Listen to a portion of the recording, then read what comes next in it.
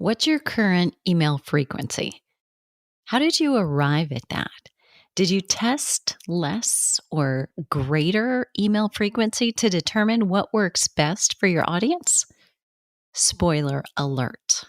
This episode dives into the real effects of a daily email frequency on the creation of a business. Now, it's going to be up to you to really determine what's going on for you around email frequency. Do you have a limiting belief about people unsubscribing if you email more? Or do you have actual proof that happens? If you've got people unsubscribing when you email more frequently, do you know that they're actually unsubscribing because of the email frequency and not because of, say, your subject line and the email being incongruent or not having enough value? Questions to ponder, my friend, if you truly are building a business. I'm Deborah Atkinson. You're listening to She Means Fitness Business, where I share marketing and sales strategies that are easy, enjoyable, even fun, and anything but sleazy, salesy, and pushy, so that you can create a business and a life that you love, full of integrity, feeling good about it, not painting yourself into a corner, exchanging $1 for an hour anymore. And you can determine what success looks like. So we're not saying that you have to be a full-time, full-blown corporation, but maybe success to you looks like filling your time while your kids are at school. And that's it. And that's okay. Or maybe it is a very lucrative coaching business that's a side hustle to your regular job. But if you truly do desire to leave your 9 to 5, quote unquote, does anybody really just do that anymore? Anyway, I digress. And make this your full-time gig, whether you're a health coach, a personal trainer, or you're doing both. Go you. You're leveraging yourself best, I think, to choose both. You're in the right place. If you want to build a business and you're looking at post-pandemic, how do I do that? How do I stand out in the online crowd and noise? You are in the right place. And my guest today is going to help you do that. So I want you to listen to who he is and then listen to why he's here. My guest is Kevin Ellis. He's better known as Bone Coach. He's a Forbes-featured certified integrative nutrition health coach, podcaster, YouTuber, bone health advocate, and he's the founder of bonecoach.com. Though through a 3-step process and a world-class coaching program called the Stronger Bones Solution, he and his team have helped people with osteopenia and osteoporosis in over 1,500 cities around the world get confident in their Stronger Bones plan. His mission is not just to help over 1 million people around the globe build stronger bones. It's to help children and our grandchildren prevent osteoporosis and other diseases in the future so they can lead long, active lives. And he's here to really point out what's true and what may just be a limiting belief about email frequency for you. Let's dive in.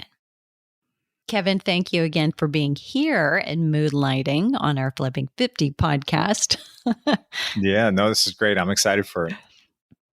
So little did you know you were going to do a double header today, but this is so important. So from the way that I know you and met you and learned about your success, it's important to me that my audience hears you, because I know that from women in our mastermind, women who go through the Flipping 50 Menopause Fitness course and are doing the Marketing to Women course, they all have the same expression and they're a little reluctant about email. But before we go there, let's set you up. So how long have you been serving your niche of women with osteoporosis?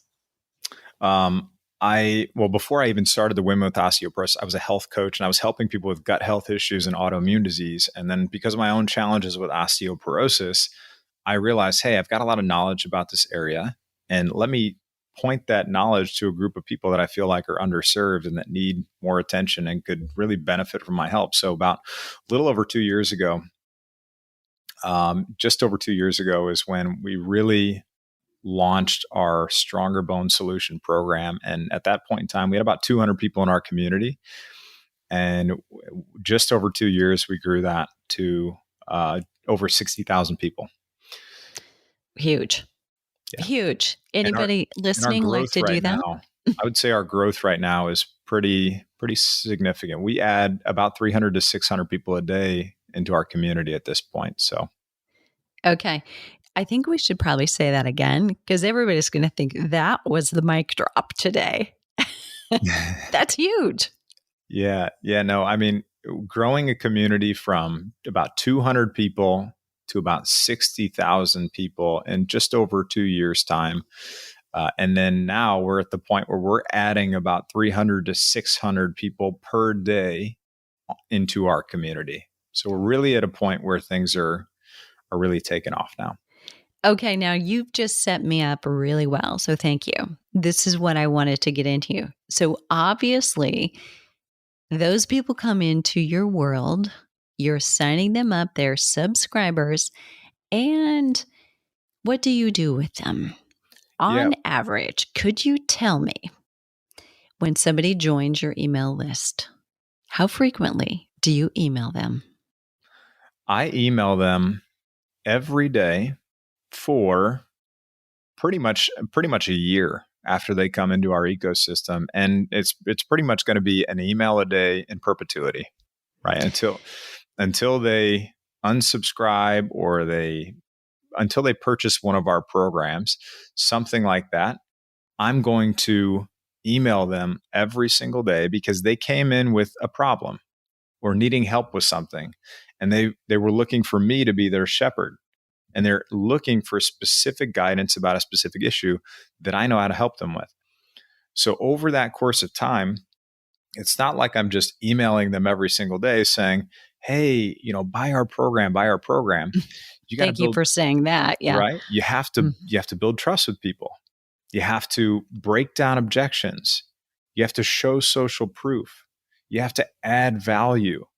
Yes, you can put some emails in there that are direct call to actions that say, hey, take part in this program. It could change your life. And here's why. And here's what it's going to help you achieve. You can do a couple of those.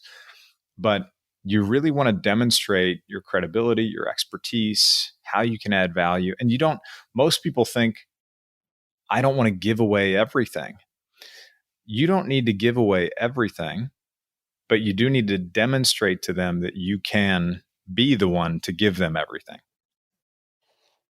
That was the mic drop. Thank you very much. Okay. I want to ask you this. So let's say somebody isn't opening your emails. How long do you give somebody who isn't opening emails on your list before you show them the door?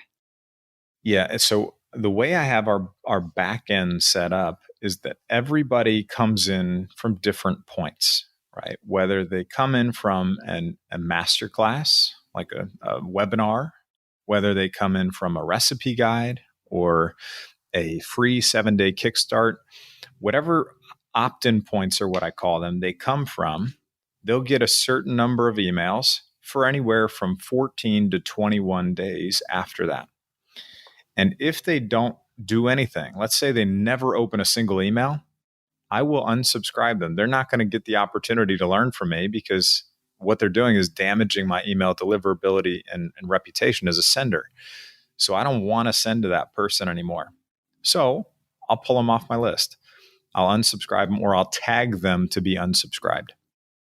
Then what I do is, because all of these people, and by the way, this starts with really knowing who it is you are helping and serving and talking to, is I will send them all into a single email nurture sequence that shows them podcasts and offers step-by-step tips and guidance. And sorry if you hear the people cutting my grass outside right this second as they're driving by. Of But course. either way, I'm going through and I'm just adding more value, showing more social proof. But what's most important is you have to help that email subscriber know how they can become a customer and how they can reach your highest level of support. And they always have to have that option, because you don't know which email they're going to open. You don't know which email they're going to scroll all the way down to the bottom of, right? So you just have to be having that stuff available for them in every single touch point you have with them. Yeah, I love that you said that. And I think you've said this to me in person when we were together in Park City. And I think this bears repeating as well, because even I've been emailing people for decades, and I need to hear this again. So I can't believe that listeners don't as well. But, it's, you don't know why they didn't open. I mean, maybe they suddenly had to be caregiver for an aging parent. But the reason they're not unsubscribing is because it is important and they're going to pick it up again. It's just not the right time for them. That's right. Like you don't know what happened in their daily life, and that's okay. But in general though, if you're looking at your emails, for example, one of the things I always do is after I've sent enough emails, I always go back and I look and I evaluate why something did or did not work. Just because it worked doesn't mean you don't evaluate why it worked, right? If somebody is not opening your email, it's a subject line or a preview issue or a deliverability issue. If somebody is opening your email, but they're not clicking something in there, it means that there's a disconnect between what you promised you were going to deliver in that message versus what you actually delivered in that message. It's a content issue. Then if you get somebody to click onto your page and you have some kind of call to action there and they don't take that call to action, you then need to evaluate what's on that page. And, especially if it's like a purchase or something like that too, that's when you would start to evaluate what's on that page.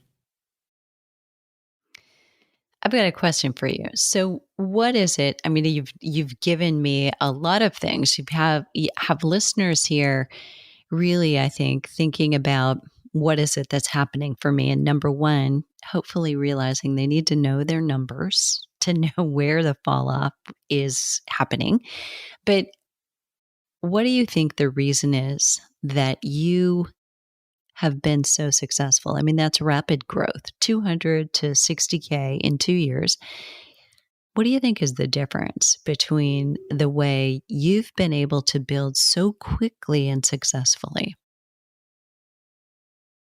The biggest difference for me is that I know exactly who I'm talking to. Exactly. Mm-hmm. I know their emotions. I know their desires. I know their dreams, their hopes. Part of that is because I had over 1,000 conversations with the exact person who was coming into our programs. And I know, and I've been in that situation too. I know what it's like to feel like what they're feeling. And you have to know exactly to the granular level who it is you're speaking to. What's their age? What do they like to do? Why is this important to them? What are their pains, their challenges? What are the things that keep them up at night? Why do they wake up at 2 a.m. and scroll through their phone to find an answer for X? These are the kinds of things that you have to know. And when you know that, you can speak to it. And when you speak to it, it's going to resonate better. And when it resonates better, people feel that as you're genuine, you're authentic, because you're just being your true self too. And those are the things that I think work really well for me, because not only do I understand the subject about which I speak, but I genuinely care about people. I want to see them get better and improve their health. And I don't know, but also I add some of my personal life in there too. I just show them the real me. If I have a lesson with my kids or something like that, I'll share that with them. If I go on a trip and an adventure and I'm like, hey, I just went to this national park, I'll share pictures with them and I'll say, I want you to go on this trip too. And I'm really genuine with the people that I interact with. And I think that really works well. So good. So rich. All right. We're gonna wrap up there because I think what I'm gonna do is suggest listeners for the full episode of all of Kevin's goodness. So now you know kind of the meta. We let you see behind the scenes of who he is, how he does what he does. And if this is the first of his podcasts for us that you're listening to, you've been backstage. So now you can come over to flipping50.com/bone coach, listen to the full episode where we really unpack his business, Bone Coach business, and how he serves women with osteoporosis. And it'll be insightful for you in working with women and giving them the questions to ask of other health practitioners. But I'd also love to invite you to the masterclass that Kevin gives to educate people on next steps that they can take. And this is such a good place for you to sit and or to refer clients that you feel like you can't help them. You're not sure what to do with them. So great place for another reference point, another part of your network to grow and expand. Kevin, thanks so much for being here.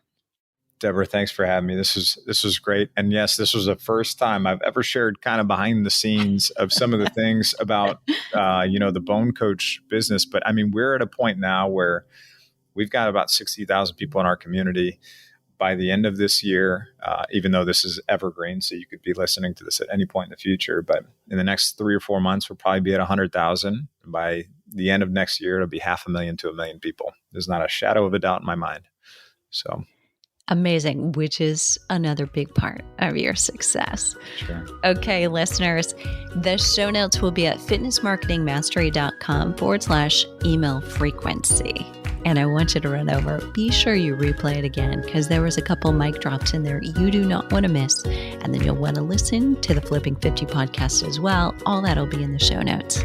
What are you waiting for? The world needs you right now more than ever.